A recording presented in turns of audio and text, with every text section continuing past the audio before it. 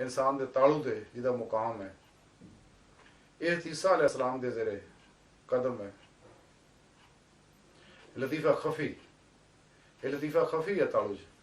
इस तीसा अलैहिस्सलाम दे ज़ेरे कदम है, तो नूर स्याह रंग दा है और दोनों परवटियां के दरम्यान, दोनों आबरूआं के दरम्यान लतीफ़ा अखफा है, जो हजूर नबी पाक सल्लल्लाहु अलैहि वसल्लम दे ज़ेरे कदम है और यदा नूर सबद है।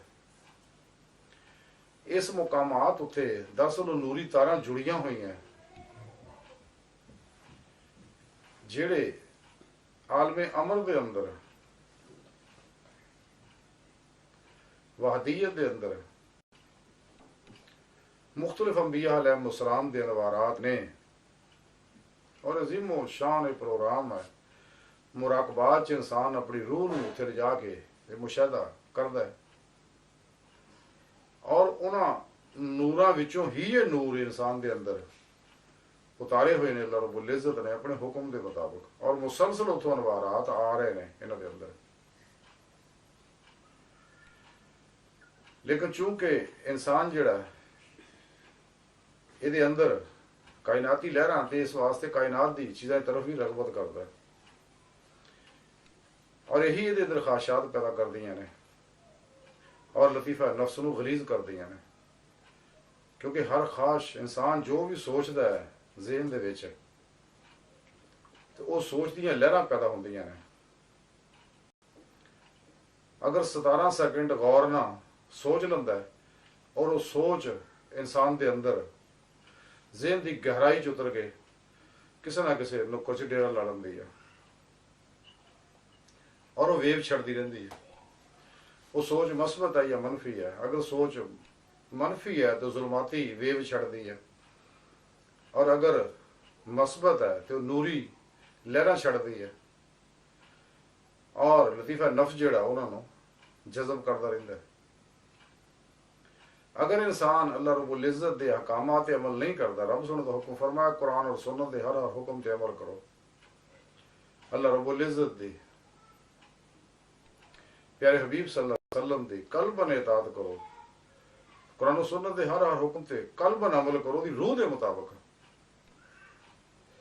हर अमल दा एक नूर पैदा होंदा है और नूर जिहड़ा इंसान दे अंदर इन्हां लहरां दे, चुके इंसान लहरां दा बनिया, कायनात दी हर शै लहरां दी बनी हुई है, वो जज़ब होंदा है। हुण जुल्माती लहरां नूं दूर करने वास्ते ताकि इंसान दे लताइफ जिहड़े है और रूह जिहड़ी है बातन दे अंदर परवाज कर सके, इस वास्ते रब सोने जिक्र कसीर की तालीम दी है।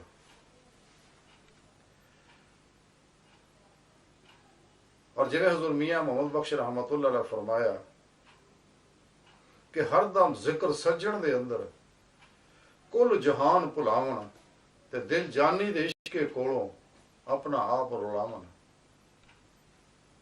कि अल्लाह रब्बुल इज़्ज़त दी मुहब्बत ना सरशार होके हरदम जिक्र दे अंदर रहा जाए। लेकिन इस जिक्र दा सही नफा फायदा तां ही हासिल कर सकता है इंसान इस पूरी खलक चों ध्यान हटा दे, आखिरत चों भी ध्यान हटा दे और अपने इस वजूद चों भी ध्यान हटा दे। जिवें मियाँ साहब फरमांदे ने, मियाँ मोहम्मद बख्श रहमतुल्लाह अलैह, कि दोए जहान भुलाए दिल थी खबर ना रहे अहवालों ते रांझे विच समा मुहम्मद छुट्टी हीर जंजालों। कि अपने रब की तरफ, रब का जिक्र करना, रब की तरफ ध्यान करके, जिक्र रब का करना, ध्यान रब की जात दे विच रखना और हर वेले इस जिक्र करना है ताकि जिक्र के अनवारात जिहड़े पैदा होण और इंसान नूं फना फिल जिक्र की नेमत हासिल हो जाए। क्योंकि जब तक इंसान नूं फना फिल जिक्र की नेमत हासिल नहीं हुंदी और सुल्तानुल अज़कार की नेमत हासिल नहीं हुंदी, यानी ये ज़ाहरो बातन दा जहाजारी जिस्म दा हर हर खलिया और ये लताइफ और लतीफ़ा नफ्स की हर हर लहर जाकर नहीं हुंदी, इनू सुल्तानुल अज़कार हासिल नहीं होएगा, फना फिल जिक्र हासिल नहीं होएगा।